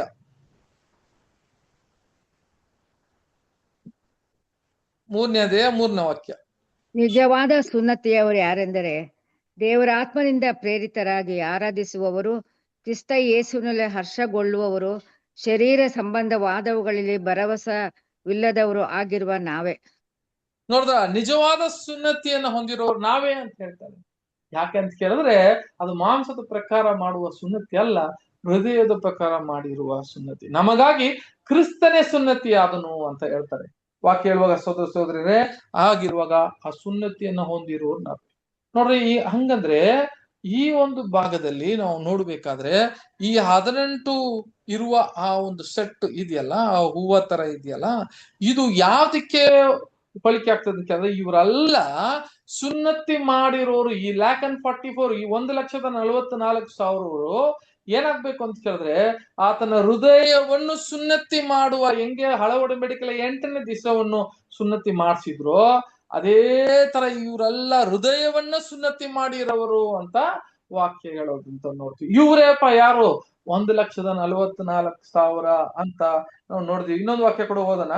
ರೋಮಪುರಿಯರಿಗೆ 2ನೇ ಅಧ್ಯಾಯ 28-29. ರೋಮಪುರಿಯರಿಗೆ 2ನೇ ಅಧ್ಯಾಯ 28-29. ಹೊರಗೆ ಮಾತ್ರ ಯಹೂದ್ಯನಾಗಿರುವವನು ಯಹೂದ್ಯನಲ್ಲ, ಮತ್ತು ಹೊರಗೆ ಶರೀರದಲ್ಲಿ ಮಾತ್ರ ಮಾಡಿರುವ ಸುನ್ನತಿಯು ಸುನ್ನತಿಯಲ್ಲ. ಆದರೆ ಒಳಗೆ ಯಹೂದ್ಯನಾಗಿರುವವನೇ ಯಹೂದ್ಯನು, ಮತ್ತು ಹೃದಯದಲ್ಲಿ ಆಗುವ ಸುನ್ನತಿಯೇ ಸುನ್ನತಿ. ಅಂದ್ರೆ ಹೃದಯದಲ್ಲಿ ಆಗುವ ಸುನ್ನತಿಯೇ ಸುನ್ನತಿ ಅಂತ ವಾಕ್ಯ. ಸೋದರ ಸೋದರರೇ, ಆಗಿರುವಾಗ ನಮ್ಮ ಹೃದಯದಲ್ಲಿ ಸುನ್ನತಿ ಹೊಂದೋದು ಅಂದ್ರೆ ಅರ್ಥ ಏನು ಅಲ್ವಾ? ಹೃದಯದಲ್ಲಿ ಸುನ್ನತಿ ಅಂತ ಹೇಳಿದಾಗ ನಾವು ಪಡ್ಕೊಂಡಿರೋದು ನೋಡ್ರಿ, 1,44,000 ಈ ಬಂಗಾರದ ಈ ಒಂದು ದೀಪಸ್ತಂಭ, ಹೃದಯ ಆ ಸುನ್ನತಿ ಹೊಂದಿರೋರು ಅಂದ್ರೆ ಅರ್ಥ ಏನು? ಅದು ಯಾವ ಒಂದು ಕೆಲಸದಲ್ಲಿ, ನಾಕಶ ಕೆಲಸದಲ್ಲಿ ಅವರು ಉಂಟು ಮಾಡಿ, ಈ ಹಿಂಸೆ ಕಷ್ಟ ದುಃಖದಲ್ಲಿ ಉಂಟು ಮಾಡಿರೋರು, ಅವರ ಎಣ್ಣಿಕೆಗಳು ಎಷ್ಟಪ್ಪ ಅಂತ ಹೇಳಿದ್ರೆ 1,44,000. ಯಾಕಪ್ಪ 1,44,000 ಅಂತ ಕೇಳಿದ್ರೆ, ಅವರು ಆತ್ಮೀಯ ರೀತಿಯಲ್ಲಿ ಇಸ್ರೇಲ್ ಆಗಿ ಇರೋರು. ಅವರು ಸುನ್ನತಿ ಮಾಂಸದಲ್ಲಿ, ಇವರು ಹೃದಯದಲ್ಲಿ ಮಾಡಿದಂತ ಸುನ್ನತಿ ಅಂದ್ರೆ ಈ ಲೋಕ ಎಲ್ಲವನ್ನು ಸುನ್ನತಿ ಮಾಡೋರಾಗಿ ಇರ್ಬೇಕು ಅಂತ ಹೇಳ್ತಾರೆ ಅಲ್ವಾ? ಈಗ ಈ ವಾಕ್ಯಗಳೆಲ್ಲ ಓದುವಾಗ ಸಹೋದರ ಸಹೋದರಿಯರ ಒಂದು ವಿಷಯ ನಮಗೆ ಜ್ಞಾಪಕ ಬರ್ತದೆ. ಯಾವ ವಿಷಯಪ್ಪ ಅಂತ ಕೇಳಿದ್ರೆ, ನಮಗೆಲ್ಲ ಒಂದು ಕ್ರಿಸ್ತನು ಏನ್ ಹೇಳಿದ್ರು ಅಂತ ಕೇಳಿದ್ರೆ, ನೋಡ್ರಿ, ನಾವು ಸುನ್ನತಿ ಅಂತ ಮನ್ಸಲ್ಲಿ ನಾವು ಅನ್ನುವಾಗ, ನಾವು ಈಗ ಮಾಂಸದ ಪ್ರಕಾರ ಬಿಟ್ಬಿಡ್ರಿ, ಆದ್ರೆ ನಾವು ಯಾವ ತರ ಸುನ್ನತಿ ಇರ್ಬೇಕು ಈ ಲೋಕಕ್ಕೆ ಅಂತ ಯಾರು ಬರೀತಾರೆ ಅಂತ ಕೇಳಿದ್ರೆ, ಇದು ನಿಜವಾದ ಸುನ್ನತಿ ಮಾಡುವವರು ಇರ್ತಾರೆ. ಹೃದಯದಲ್ಲಿ ನಿಜವಾಗಿ ನಾವು ಸುನ್ನತಿ ಹೊಂದವರಾಗಿ ಇದ್ಬಿಟ್ಟಿದ್ರೆ ನಾವು ಯಾವ ತರ ಇರ್ತೀವಿ ಅಂತ ವಾಕ್ಯ ಹೇಳುತ್ತೆ. ಯಾವ ತರ ಇರ್ತೀವಿ ನೋಡ್ರಿ, ಒಂದು ವಾಕ್ಯ ಓದೋಣ. ಮತ್ತೆಯ 19ನೇ ಅಧ್ಯಾಯ, ಮತ್ತೆಯದಲ್ಲಿ 19ನೇ ಅಧ್ಯಾಯ ಮೊದಲು 12ನೇ ವಾಕ್ಯ ಓದ್ರಿ. ಮೊದಲು 12ನೇ ವಾಕ್ಯ ಓದ್ರಿ. ತಾಯಿಯ ಗರ್ಭದಿಂದ ನಪುಂಸಕರಾಗಿ ಹುಟ್ಟಿದವರು ಕೆಲವರು ಇದ್ದಾರೆ, ಮನುಷ್ಯರಿಂದ ನಪುಂಸಕರಾಗಿ ಮಾಡಲ್ಪಟ್ಟವರು ಕೆಲವರು ಇದ್ದಾರೆ, ಮತ್ತು ಪರಲೋಕ ರಾಜ್ಯದ ನಿಮಿತ್ತವಾಗಿ ತಮ್ಮನ್ನು ತಾವೇ ನಪುಂಸಕರಾಗಿ ಮಾಡಿಕೊಂಡವರು ಕೆಲವರು ಇದ್ದಾರೆ. ಅಂಗೀಕರಿಸಬಲ್ಲವನು ಅಂಗೀಕರಿಸಲಿ ಎಂದು ಹೇಳಿದನು.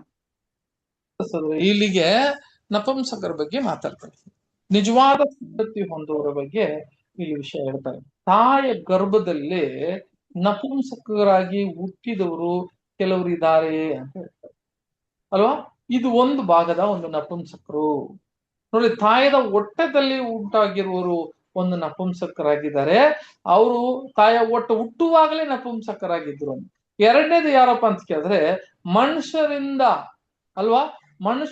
ಮಾಡಲ್ಪಟ್ಟ ನಪುಂಸಕರು ಇದ್ದಾರೆ, ಮಾಡಲ್ಪಟ್ಟಿರುವ ಕೆಲವರು ನಪುಂಸಕರಾಗಿದ್ದಾರೆ ಅಂತ ಹೇಳ್ತಾರೆ. ಇದು ಎರಡನೇ ಭಾಗ. ಮೂರನೇ ಭಾಗ ಯಾವ್ದಪ್ಪ ಅಂತ ಕೇಳಿದ್ರೆ, ನೋಡ್ರಿ, ಮತ್ತು ಪರಲೋಕ ರಾಜ್ಯಕ್ಕಾಗಿ ನಿಮಿತ್ತವಾಗಿ ತಮ್ಮನ್ನೇ ತಾವೇ ನಪುಂಸಕರಾಗಿ ಮಾಡಿಕೊಂಡವರು ಕೆಲವರು ಇದ್ದಾರೆ ಅಂತ ಹೇಳ್ತಾರೆ ವಾಕ್ಯ. ನೋಡ್ಬೇಕಾದ್ರೆ ಸೋದರ ಸೋದರಿಯರೇ, ಇಲ್ಲಿ ಬಹಳ ಮುಖ್ಯ ಒಂದು ಹೈಲೈಟ್ ಏನಂತ ಕೆಳಗೆ ಒಂದು ವಾಕ್ಯ ಹೇಳ್ತಾರೆ, ಅಂಗೀಕರಿಸಬಲ್ಲವನು ಅಂಗೀಕರಿಸಲಿ ಎಂದು ಹೇಳಿದನು. ನೋಡ್ರಿ, ಈಗ ಏನ್ ಹೇಳ್ತಾರೆ, ಯಾರು ಅಂಗೀಕರಿಸಿಕೊಂತ ಅನ್ನೋದನ್ನ ಅಂಗೀಕರಿಸಿಕೊಳ್ಳಿ ಅಂತ ಹೇಳ್ತಾರೆ. ಆ ಮೂರು ನಪುಂಸಕರು ಬಗ್ಗೆ ಮಾತಾಡ್ತಾರೆ ಇಲ್ಲಿ. ಮೂರು ವಿಧವಾದ ನಪುಂಸಕರು ಅಲ್ವರ ಸಹೋದರ ಸಹೋದರಿ, ಇದು ಬಹಳ ಮುಖ್ಯವಂತ ನಮಗೆ ಕ್ರಿಸ್ತನು ಹೇಳುವ ವಿಷಯ. ಈ ಮೂರು ನಪುಂಸಕರು ಯಾರ್ರೀ? ಈ ಮೂರು ನಪುಂಸಕರು ಯಾರಿಗಾದ್ರೆ ಈ ಒಂದು ಚಿಕ್ಕ ಮಾಹಿತಿ ಇದೆಯಾ ಇದ್ರ ಬಗ್ಗೆ? ಯಾರಿಗಾದ್ರೆ ಗೊತ್ತಿದ್ಯಾ? ಸೋದರರೇ, ನೋಡ್ಬೇಕಾದ್ರೆ ಕ್ರಿಸ್ತನು ಹೇಳುವಾಗ 3 ನಪುಂಸಕರ ಬಗ್ಗೆ ಹೇಳ್ತಾರೆ. ಮೊದಲನೇ ನಪುಂಸಕರು ಯಾರಪ್ಪ? ಶಾರ್ಟ್ ಆಗಿ ಹೇಳ್ತೀನಿ ನಾನು ಇವಾಗ ಹೇಳ್ತೀನಲ್ಲ, ಇದು ಏನಕ್ಕೆ ಸೂಚನೆ ಆಗ್ತದೆ ಅಂತಂದ್ರೆ, ಯಾರು ತನ್ನ ಒಂದು ನಿಜವಾದ ಸುನ್ನತಿ ಹೃದಯದಲ್ಲಿ ಮಾಡಿರ್ತಾರೋ ಅವರೇ ಈ ನಪುಂಸಕರು. ನಪುಂಸಕರು ಅಂತ ಹೇಳುವಾಗ ಈಗ ನಾವೆಲ್ಲ ನಪುಂಸಕರಪ್ಪ. ನಪುಂಸಕರು ಅಂದ್ರೆ ನಮ್ಗೆಲ್ಲರಿಗೂ ಗೊತ್ತು, ನಾವು ನೋಡಿದೀವಿ, ಅನೇಕರನ್ನ ನೋಡಿದೀವಿ ಅಲ್ವಾ? ಆ ನಪುಂಸಕರ ಬಗ್ಗೆ ಹೇಳ್ತಿಲ್ಲ ಇಲ್ಲಿಗೆ. ಸೋದರರೇ, ಚೆನ್ನಾಗಿ ನಾವು ಅರ್ಥ ಮಾಡ್ಕೊಬೇಕು. ಆ ನಪುಂಸಕರ ಬಗ್ಗೆ ಇಲ್ಲಿ ಹೇಳ್ತಿಲ್ಲ. ಎಲ್ಲಿ ನಾವು ನೋಡುವ ರೋಡ್ ಅಲ್ಲಿ, ಮತ್ತೆ ರೈಲ್ವೆ ಸ್ಟೇಷನ್ ಅಲ್ಲಿ, ಸಿಗ್ನಲ್ ಅಲ್ಲಿ, ಅನೇಕ ಜಾಗದಲ್ಲಿ ನೋಡ್ತೀವಲ್ಲ, ಆ ನಪುಂಸಕರ ಬಗ್ಗೆ ಇಲ್ಲಿ ಹೇಳ್ತಾ ಇಲ್ಲ. ಆದ್ರೆ ಹಳೆ ಒಡಂಬಡಿಕೆಯಲ್ಲಿ ಎಲ್ಲಾದ್ರೆ ಇವ್ರು ನಪುಂಸಕರ ಬಗ್ಗೆ ಎಲ್ಲಾದ್ರೆ ಹೇಳಿದಾರ? ಎಲ್ಲಾದ್ರೆ ಇದನ್ನೇ ಕ್ರಿಸ್ತನು ಆತನು ಮನಸ್ಸಲ್ಲಿ ಇಟ್ಟುಕೊಂಡು ಇದ್ರ ಬಗ್ಗೆ ಮಾತಾಡ್ತಾರೆ. ಹಳೆ ಒಡಂಬಡಿಕೆಯಲ್ಲಿ ಮಾತಾಡಿರುವ ವಾಕ್ಯಗಳನ್ನ ಮತ್ತೆ ಅದನ್ನ ತೆಗೆದು ಇಲ್ಲಿಗೆ ಮಾತಾಡುವ ವಿಷಯ ಇದು. ಏಷಯದಲ್ಲಿ 56ನೇ ಅಧ್ಯಾಯ 4 ವಾಕ್ಯ 4, 5 ಓದನ. ಏಷಯ 56ನೇ ಅಧ್ಯಾಯ 4, 5. ಯೆಹೋವನು ಹೀಗನ್ನುತ್ತಾನೆ, ಸಬ್ಬತ್ ದಿನಗಳನ್ನು ನನ್ನ ದಿನಗಳೆಂದು ಆಚರಿಸಿ ನನಗೆ ಮೆಚ್ಚಿಗೆಯಾದದ್ದನ್ನು ಕೈಗೊಂಡು ನನ್ನ ಒಡಂಬಡಿಕೆಯನ್ನು ಭದ್ರವಾಗಿ ಹಿಡಿದುಕೊಂಡಿರುವ ನಪುಂಸಕರಿಗೆ ನನ್ನ ಪ್ರಕಾರಗಳೊಳಗೆ ನನ್ನ ಆಲಯದಲ್ಲಿ ಅವರ ಜ್ಞಾಪಕಾರ್ಥವಾಗಿ ಶಿಲುಬೆಯನ್ನಿಟ್ಟು ಹೆಣ್ಣು ಗಂಡು ಮಕ್ಕಳಿಗಿಂತ ಮೇಲಾದ ಹೆಸರುವಾಸಿಯನ್ನು ದಯಪಾಲಿಸುವೆನು. ನೋಡಿದಿರಾ ಸೋದರರೇ, ಇಲ್ಲಿ ಏನ್ ಹೇಳ್ತಾರೆ ನೋಡಿದ್ರ? ಯೆಹೋವನು ಈಗ ಅನ್ನುತ್ತಾನೆ, ಸಬ್ಬತ್ ದಿನಗಳನ್ನು ನನ್ನ ದಿನಗಳೆಂದು ಆಚರಿಸಿ ನನ್ನನ್ನ ಮೆಚ್ಚಿಕೊಳ್ಳುವುದನ್ನು ಕೈಕೊಂಡು ನನ್ನ ಒಡಂಬಡಿಕೆಯನ್ನು ಭದ್ರವಾಗಿ ಹಿಡಿದುಕೊಂಡಿರುವ ನಪುಂಸಕರು ಅಂತ ಹೇಳ್ತಾರೆ. ನೋಡ್ರಿ, ಈ ನಪುಂಸಕರು ನಾವು ನೋಡ್ತಿಲ್ಲ ರೋಡಲ್ಲಿ. ಆ ನಪುಂಸಕರು ಕ್ರಿಸ್ತನ ಒಡಂಬಡಿಕೆಯನ್ನ ಕೈಕೊಂಡು ನಡೆಯೋರ? ಆತನ ಕ್ರಿಸ್ತನನ್ನ ಮೆಚ್ಚಿಸಿ ನಡೆಯೋರ ಇವರು? ಅವರ ಸಭೆಯನ್ನು ಆಚರಿಸಿ ತನ್ನನ್ನು ನಡೆಸ್ಕೊಂಡಿರುವ ನಪುಂಸಕರ ಅಂತ ಕೇಳಿದ್ರೆ ಇಲ್ಲ. ಹಾಗಾದ್ರೆ ಇದು ಯಾರಪ್ಪ? ನನ್ನ ಪ್ರಕಾರಗಳೊಳಗೆ ನನ್ನ ಆಲಯದಲ್ಲಿ ಅವರು ಏನಾಗಿದ್ದಾರೆ ಅಂತ ಕೇಳಿದ್ರೆ ಏನ ಹೇಳ್ತಾರೆ? ಜ್ಞಾಪಕಾರ್ಥವಾಗಿ ಶಿಲೆಯನ್ನಿಟ್ಟು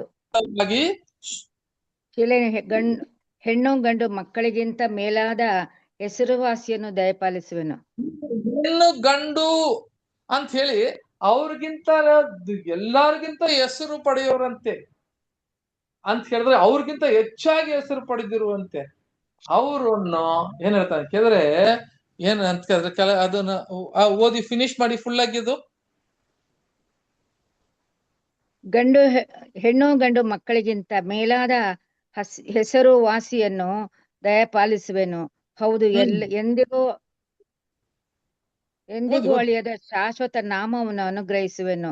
ಅನ್ಯ ದೇಶೀಯ ಎಂದು ಕಲಿದ ಏನಂತೆ ಶಾಶ್ವತ ಒಂದು ನಾಮವನ್ನು ನಾನು ಏನ್ ಮಾಡ್ತೀನಿ ಅಂತ ಕೇಳಿದ್ರೆ ಕೊಡ್ತೀನಿ ಅಂತ ಹೇಳಿ ಎಲ್ಲಾದ್ರೆ ಪ್ರಕಟಣೆಯಲ್ಲಿ ಹೇಳಿದಾರ? ಎಂದು ಹಲಿದ ನಾಮವನ್ನು, ಹೊಸ ನಾಮವನ್ನು ಕೊಡ್ತೀನಿ ಅಂತ ಹೇಳಿದಾರ ನಮಗೆ? ಸೋದರರೇ, ನೋಡ್ಬೇಕಾದ್ರೆ ಹಂಗಾದ್ರೆ ಈ ನಪುಂಸಕರು ಯಾರು? 7ನೇ ಅಧ್ಯಾಯ ಅದರಲ್ಲಿ 7ನೇ ವಾಕ್ಯ ಓದ್ರಿ. ಏಷಯ 56 7ನೇ ವಾಕ್ಯ. ನಾನು ನನ್ನ ಪವಿತ್ರ ಪರ್ವತಕ್ಕೆ ಬರಮಾಡಿ ನನ್ನ ಪ್ರಾರ್ಥನಾ ಆಲಯದಲ್ಲಿ ಉಲ್ಲಾಸಗೊಳಿಸುವೆನು. ನನ್ನ ಯಜ್ಞವೇದಿಯಲ್ಲಿ ಅವರು ಅರ್ಪಿಸುವ ಸರ್ವಾಂಗ ಹೋಮಗಳು, ಯಜ್ಞಗಳು ನನಗೆ ಮೆಚ್ಚುಗೆಯಾಗುವವು. ನನ್ನ ಆಲಯವು ಎಲ್ಲಾ ಜನಾಂಗಗಳಿಗೂ ಪ್ರಾರ್ಥನಾ ಆಲಯವೆನಿಸಿಕೊಳ್ಳುವುದು. ಇಸ್ರಾಯೇಲಿನ ಸಾಕು ನೋಡ್ಬೇಕಾದ್ರೆ ನನ್ನ ಬಂದು ಪವಿತ್ರ ಪರ್ವತಕ್ಕೆ ನಾನು ಬರಮಾಡಿ ಅಂತ ಹೇಳ್ತಾರೆ ಅಲ್ವಾ? ನನ್ನ ಪವಿತ್ರ ಪರ್ವತಕ್ಕೆ ಬರಮಾಡಿ ಅವರನ್ನ ನಾನು ಏನ್ ಮಾಡ್ತೀನಿ ಅಂತ ಕೇಳಿದ್ರೆ ಉಲ್ಲಾಸಗೊಳ್ಳುವನು. ಸೋದರೇ, ಇವರೆಲ್ಲ ಯಾರಪ್ಪ ಅಂತ ಕೇಳಿದ್ರೆ ಇವ್ರ ಬಗ್ಗೆನೆ ಮಾತಾಡ್ತಾ ಇರೋದು. ಯಾರು? ಕ್ರಿಸ್ತನು ಅಂತ ಹೇಳುವಾಗ ನೋಡುವಾಗ ಸಹೋದರರೇ ಫಸ್ಟ್ ಒಂದು ಶಾರ್ಟ್ ಆಗಿ ನೋಡ್ಬಿಡೋಣ. ಏನಪ್ಪಾ ಈ 3 ವಿಷಯ. ಮೊದಲನೇದು 19ನೇ ಅಧ್ಯಾಯದಲ್ಲಿ 12ನೇ ವಾಕ್ಯನ ಓದುವಾಗ, ತಾಯಿಯ ಗರ್ಭದಲ್ಲೇ ನಪುಂಸಕರು ಒಬ್ಬರಿದ್ರು. ಯಾರಪ್ಪ ಅದು ನಪುಂಸಕರು? ಅದು ಯಾಕೆ? ಸರಿ, ಮೊದಲು ಈ ಮಾತನ್ನ ಯಾಕೆ ಮಾತಾಡಿದ್ರು ಅಂತ ಕೇಳಿದ್ರೆ ಅಲ್ಲೊಂದು ಘಟನೆ ನಡೆಯುತ್ತದೆ. ಏನ್ ಘಟನೆ? ಈ ಒಂದು ಸಂಗತಿ ಕ್ರಿಸ್ತನು ಯಾಕೆ ಮಾತಾಡಿದ್ನು? ಈ ವಿಷಯ ನಪುಂಸಕರ ಬಗ್ಗೆ ಯಾಕೆ ಮಾತಾಡಿದ್ನು ಈ 19ನೇ ಅಧ್ಯಾಯ ಅಂತ ಹೇಳುವಾಗ ಒಂದು ಚರ್ಚೆ ಆಗುತ್ತೆ. ಅಲ್ಲಿಗೆ ಏನು ಚರ್ಚೆ ಅಂತ ಹೇಳಿದ್ರೆ, ಈ 19ನೇ ಅಧ್ಯಾಯದಲ್ಲಿ ಮತ್ತೆಯ 19ನೇ ಅಧ್ಯಾಯದಲ್ಲಿ ಒಂದು ಚರ್ಚೆ ನಡೆಯುತ್ತೆ. ಈ ಚರ್ಚೆಯಲ್ಲಿ ಅವ್ರು ಏನ್ ಕೇಳ್ತಾರೆ ಅಂತ ಕೇಳಿದ್ರೆ, ನಾವು ಮದುವೆ ಏನಂತ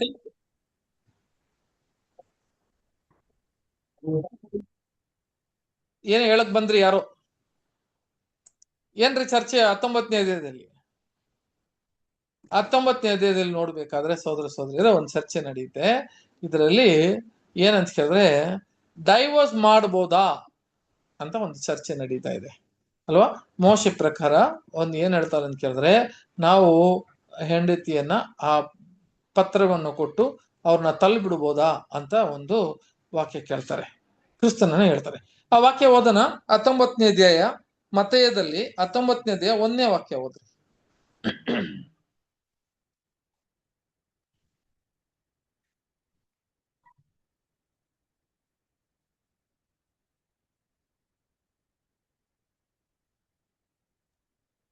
ಯೇಸು ಈ ಮಾತುಗಳನ್ನು ಮುಗಿಸಿದ ಮೇಲೆ ಗಲಿಲಾಯವನ್ನು ಬಿಟ್ಟು ಯೊರ್ದಾನೊಳೆಯ ಆಚೆ ಪ್ರಯಾಣ ಮಾಡಿ ಯೂದಾಯ ಪ್ರಾಂತ್ಯಕ್ಕೆ ಬಂದನು. ಬಹು ಜನರು ಆತನ ಹಿಂದೆ ಗುಂಪು ಗುಂಪಾಗಿ ಹೋದರು. ಆತನು ಅವರನ್ನು ಅಲ್ಲಿಯೇ ಸ್ವಸ್ಥ ಮಾಡಿದನು. ಕಂಟಿನ್ಯೂ ಮಾಡಿ.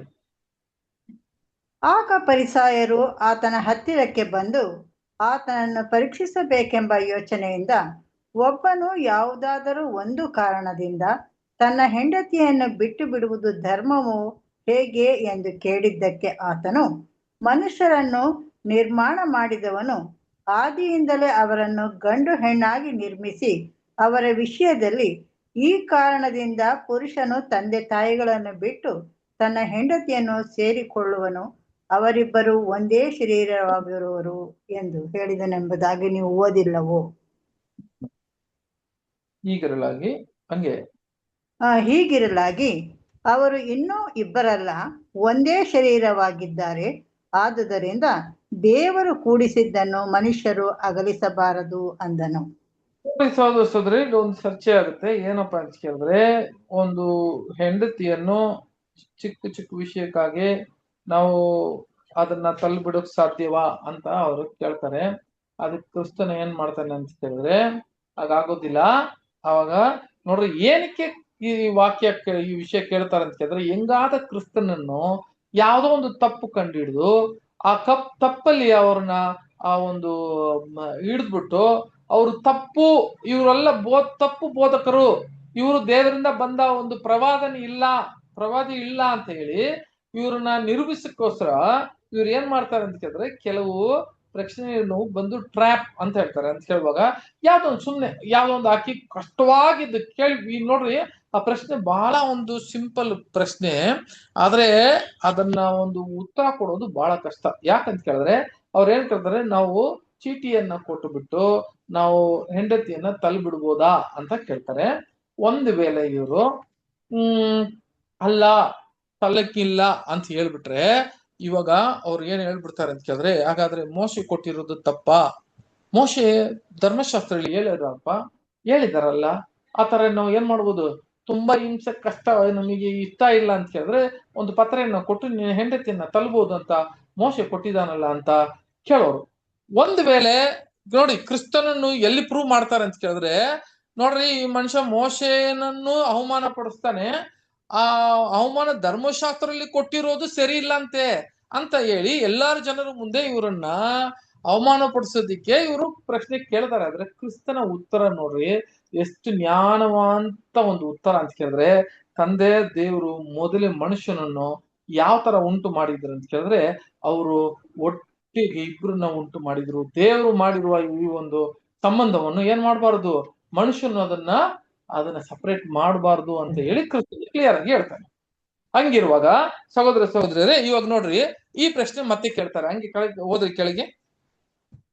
ಅವರು ಆತನನ್ನು, ಹಾಗಾದರೆ ತ್ಯಾಗ ಪತ್ರವನ್ನು ಕೊಟ್ಟು ಆಕೆಯನ್ನು ಬಿಟ್ಟು ಬಿಡಬಹುದೆಂದು ಮೋಶೆಯು ಯಾಕೆ ಆಜ್ಞೆ ಕೊಟ್ಟನು ಎಂದು ಕೇಳಲು ಆತನು, ಮೋಶೆಯು ನಿಮ್ಮ ಮೊಂಡತನವನ್ನು ನೋಡಿ ನಿಮ್ಮ ಹೆಂಡರನ್ನು ಬಿಟ್ಟು ಬಿಡುವುದಕ್ಕೆ ಅಪ್ಪಣೆ ಕೊಟ್ಟನು. ಆದರೆ ಆದಿಯಿಂದಲೇ ಹಾಗೆ ಇರಲಿಲ್ಲ ಮತ್ತು ಆಧಾರದ ಕಾರಣದಿಂದಲ್ಲದೆ.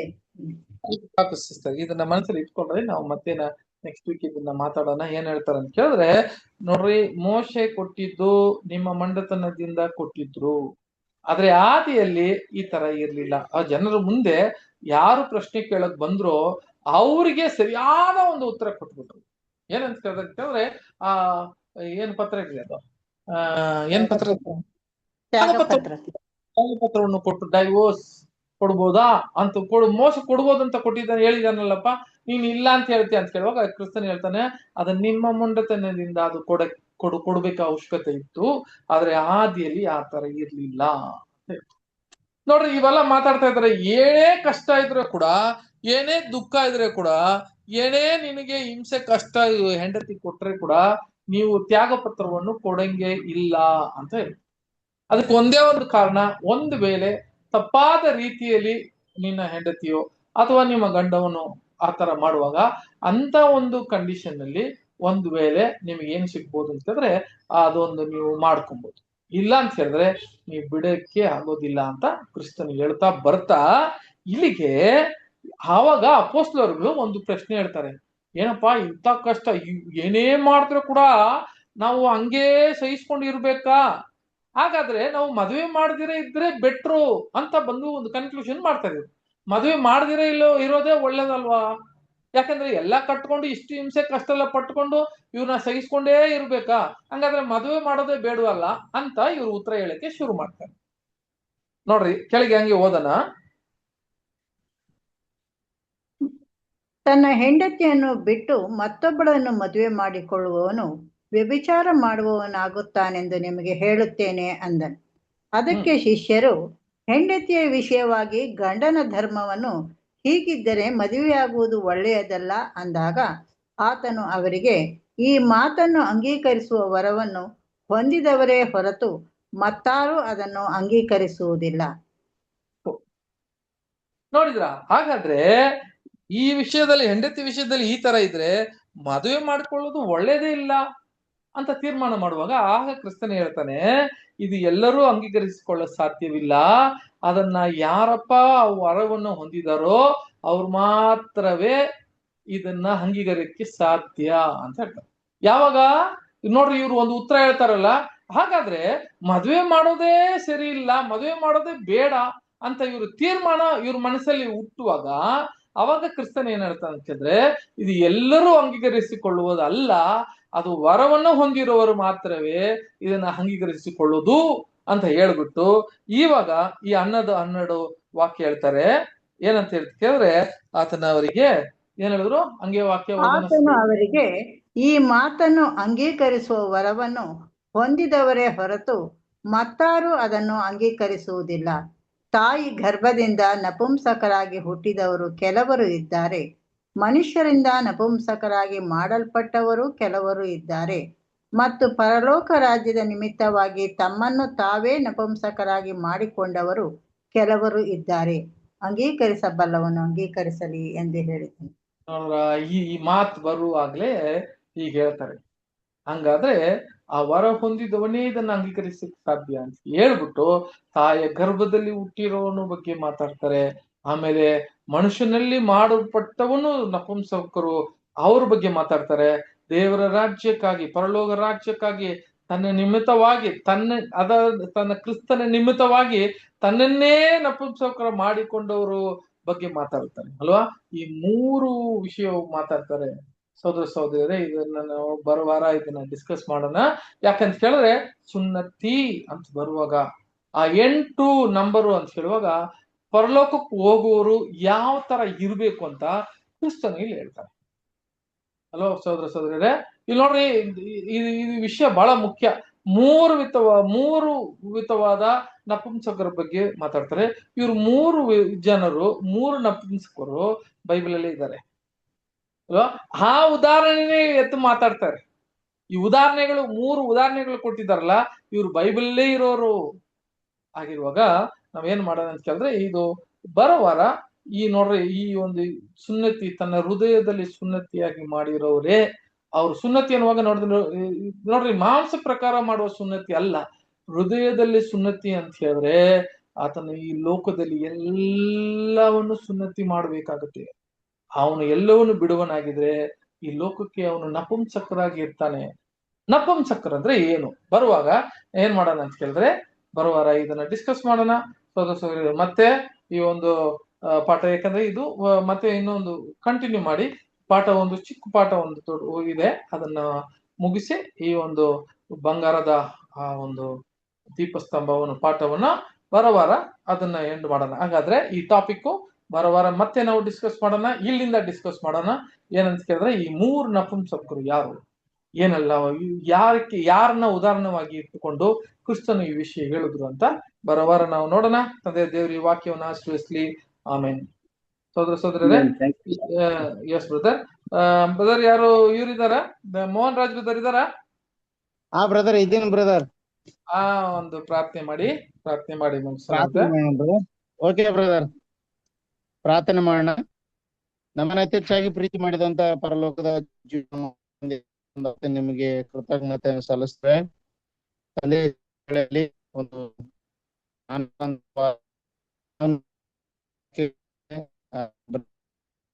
ಸಂದೇಶಕ್ಕಾಗಿ ಸ್ತೋತ್ರ, ದರ್ಶನ ಕೂಡ ವಿಷಯಗಳನ್ನು ಕಲಿತಾ ಇದ್ದೇವೆ ದೇವರೇ. ನಿನಗಾಗಿ ಸ್ತೋತ್ರ. ಅವರಿಗೆ ಕೊಡ್ರಿ, ಅವ್ರ ಕುಟುಂಬನ ಆಶೀರ್ವದಿಸಿ ಬೇಡ್ಕೊಳ್ತೇವೆ. ಬಂದಿರ್ತಕ್ಕಂಥ ಎಲ್ಲ ವಾಕ್ಯಗಳನ್ನು ಕೊಂಡು ಇನ್ನು ಅನೇಕರಿಗೆ ಹೇಳುವಂತೆ